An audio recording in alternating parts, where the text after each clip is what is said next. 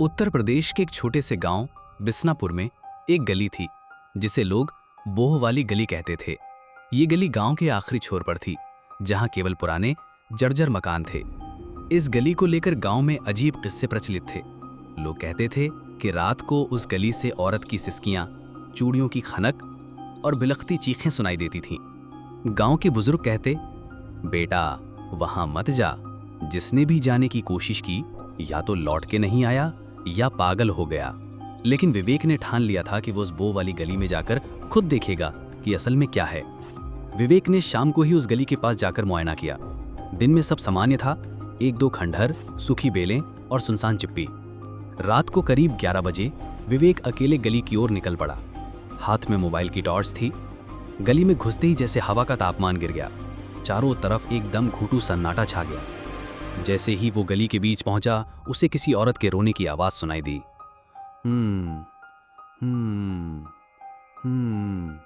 विवेक ने इधर उधर देखा पर कोई नहीं था।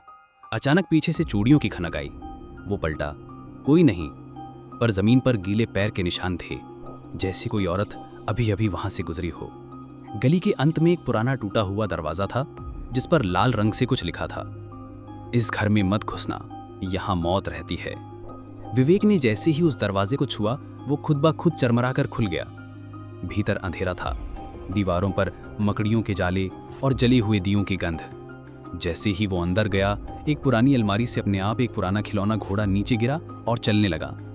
विवेक की रीढ़ में सिहरन दौड़ गई। विवेक को वहां एक पुरानी तस्वीर मिली, एक सुंदर सी महिला लाल साड़ी में।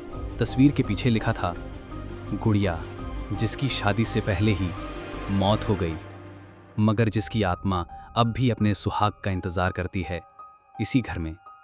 उसी वक्त ऊपर की छत से किसी के चलने की आवाज आई। विवेक ने ऊपर देखा, एक छाया दरवाजे के पार सरक रही थी। डरते हुए वो ऊपर गया। ऊपर कमरे में एक सजा हुआ पलंग था, फूलों से ढका, जैसे किसी की शादी होने वाली हो। फिर सामने की दीवार पर एक परछाई उभरी, एक औरत की, जो धीरे धीरे पलंग की ओर बढ़ रही थी।